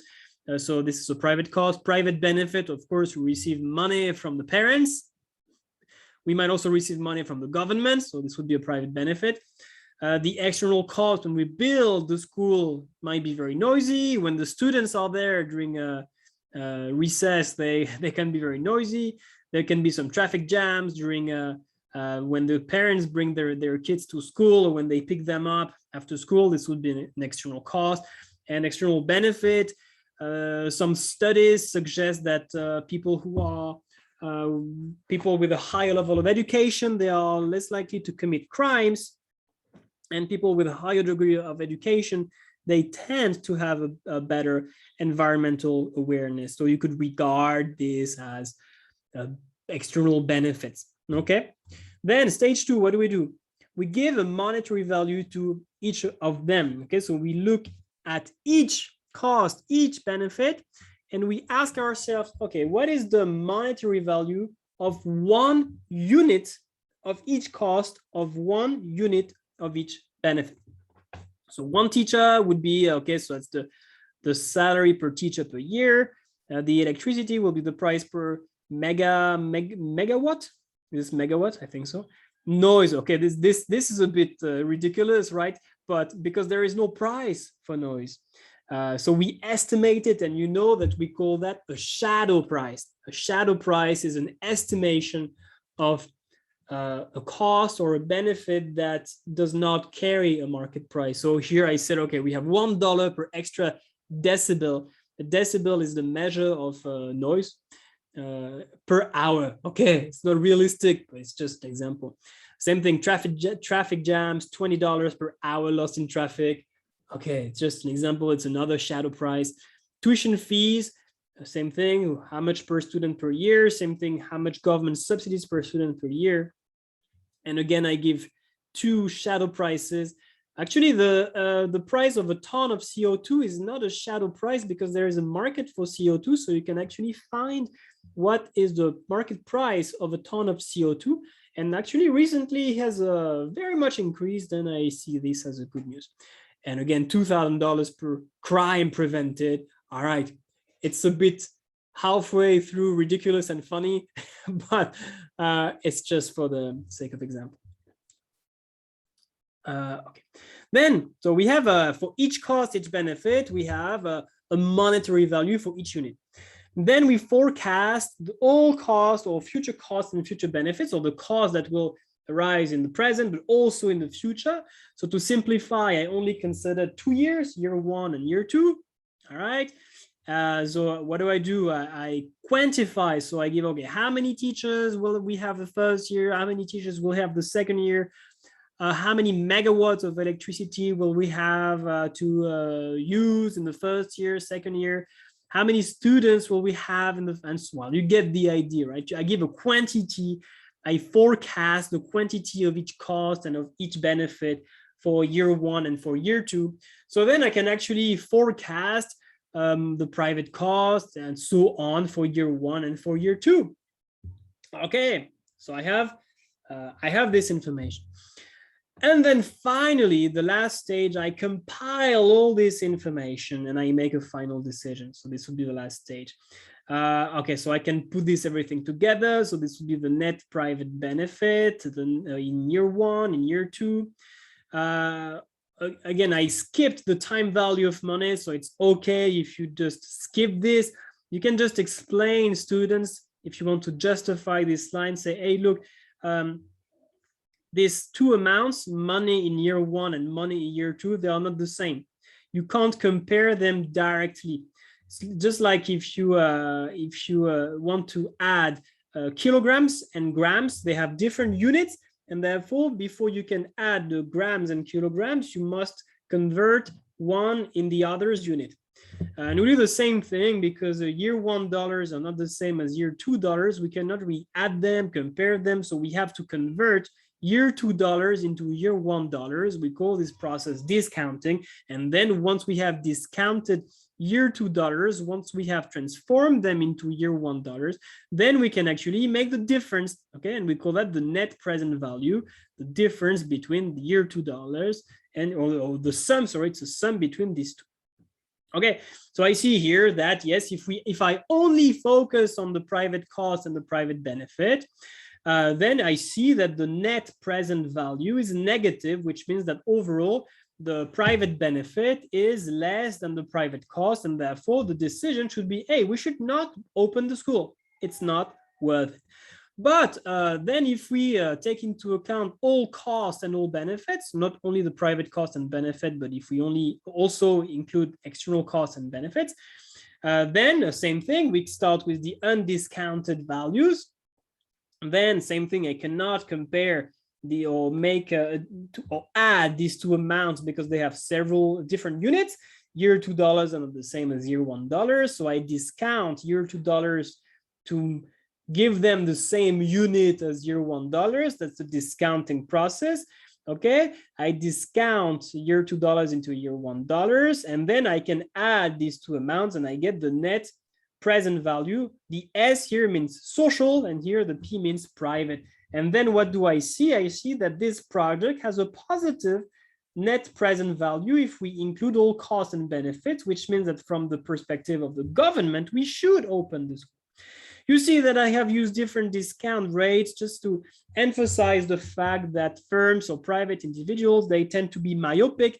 They tend to discount the future too much.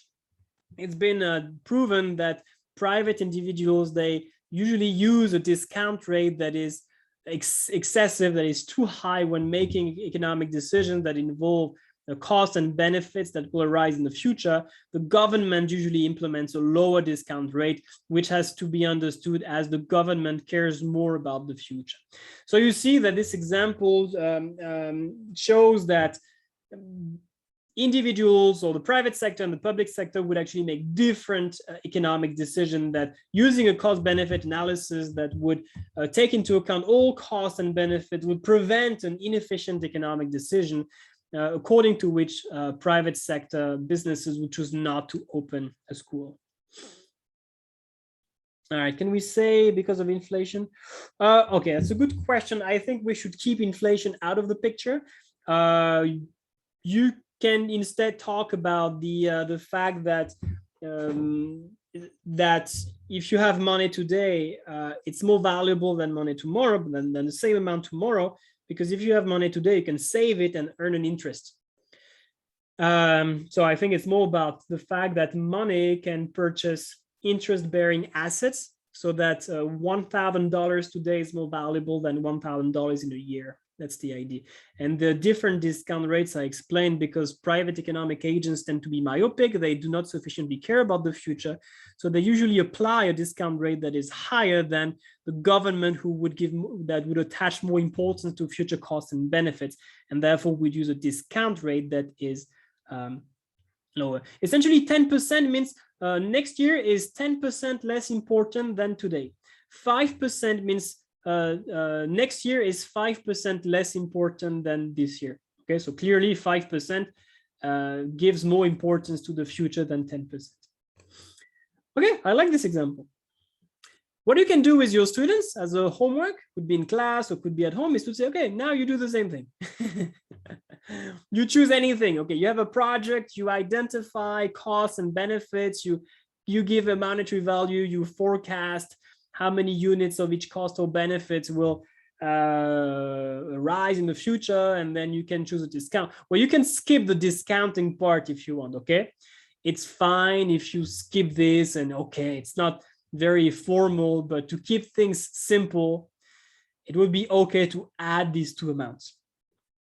Again, you should not, this would be assuming a 0% discount rate. Why not? If you have a 0% discount rate, meaning that year 2 is as important as year 1, then in this case, you can directly add these two amounts. And so if you really want to keep it simple, if you don't want to explain all that, say, okay, that's going to confuse the hell out of my students, just add these two amounts. That's going to keep things simple. And yeah, I think it's a good idea to just ask them to find to do the same work with whatever projects they might be interested in.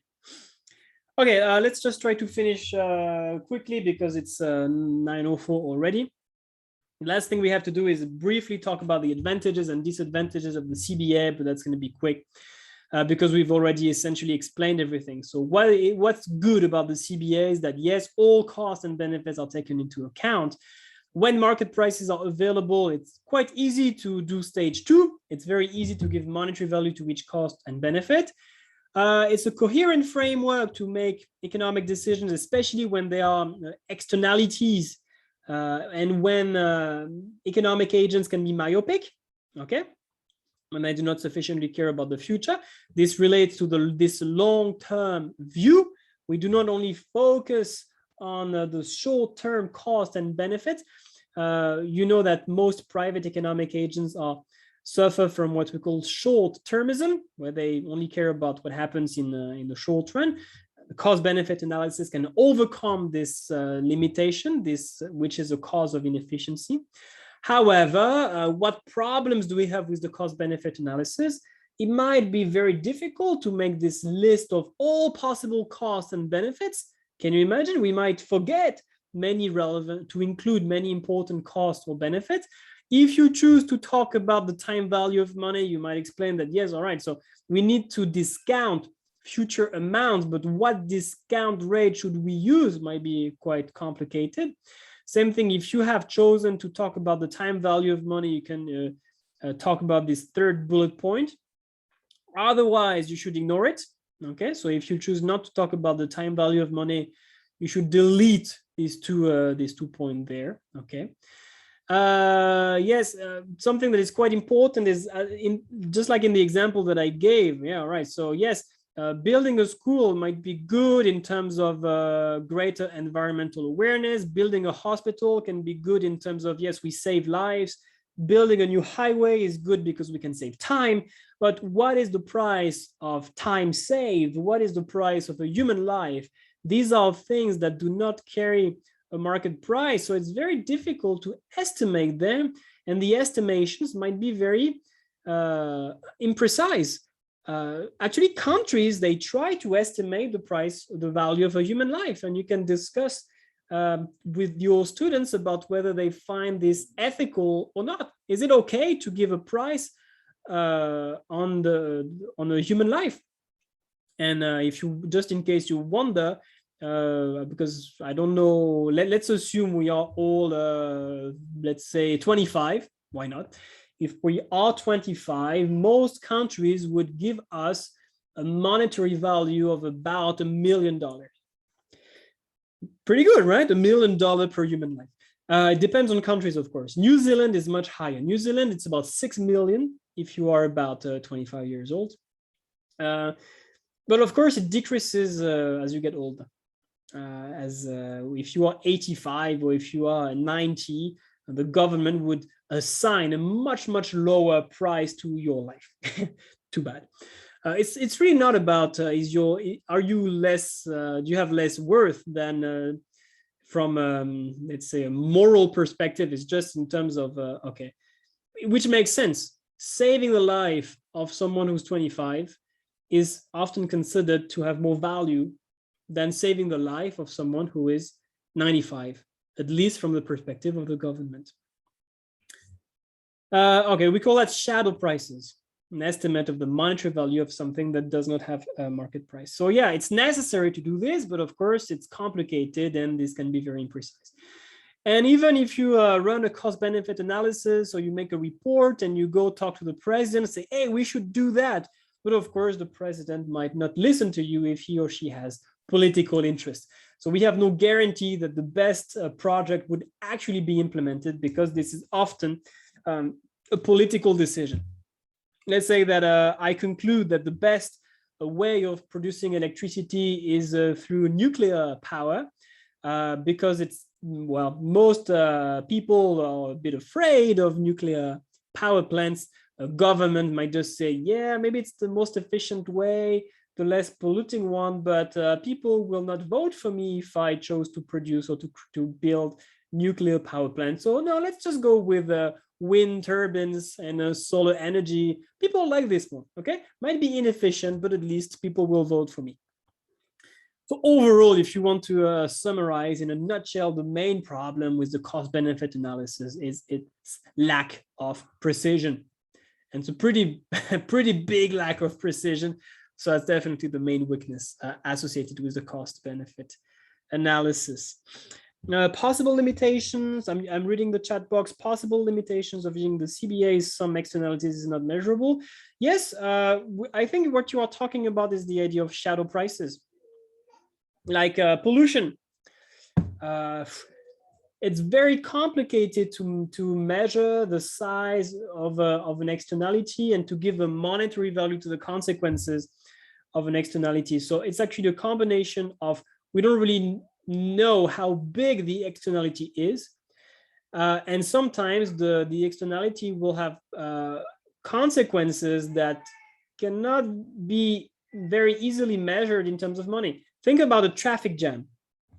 A traffic jam is a negative externality because, of course, when you take your car and when you are stuck in traffic, that's a private cost. You lose time, but you also make other people lose time.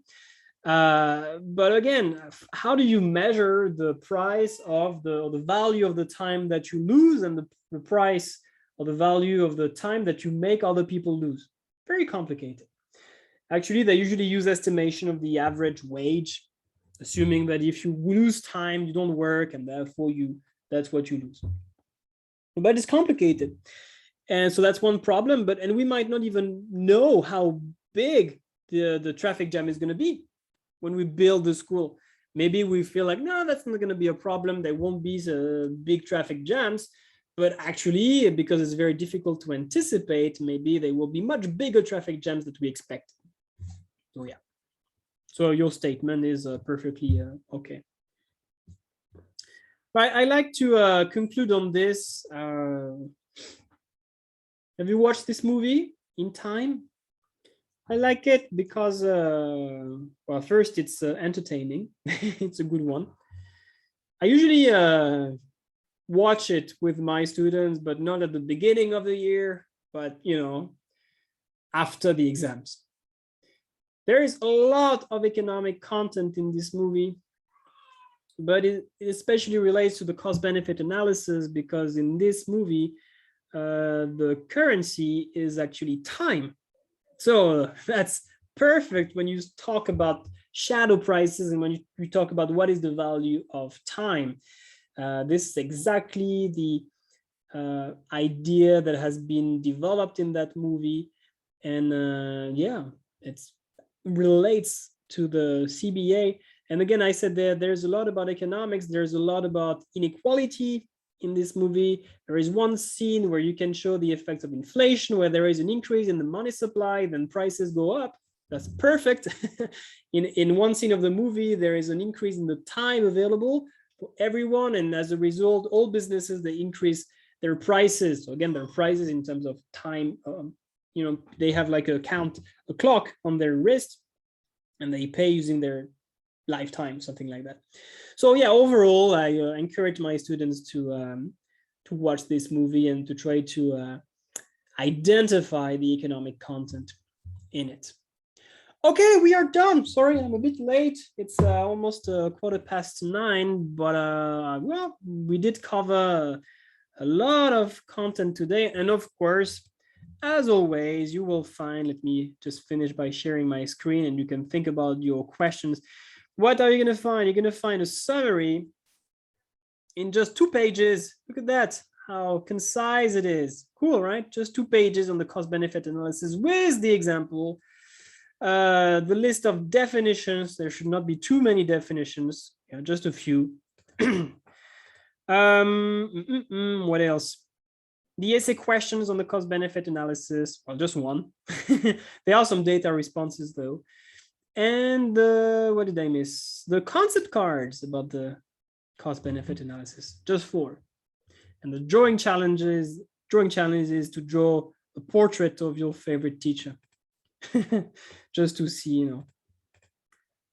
whether you have honest students or not, or whether they will just draw you to gain marks on the next exam.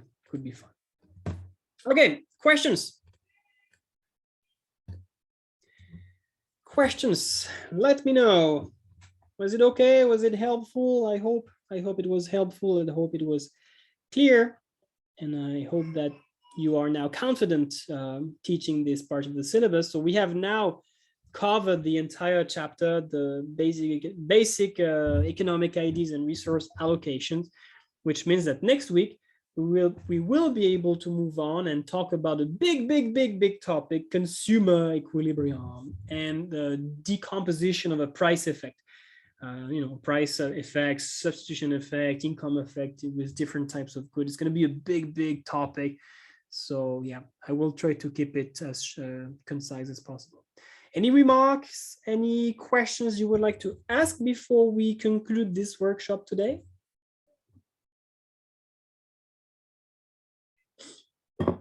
By the way, for those who have signed up for tomorrow's workshop on AS workshop, I feel like the content might be too much. So I might remove money. Not for sure, but we already have to talk about the production possibility curves and the classification of goods and services. By the way, the classification of goods and services is going to be a bit repetitive. I'm going to repeat a lot of things that I said today because we need to talk about public goods and we need to talk about merit and demerit goods. All right.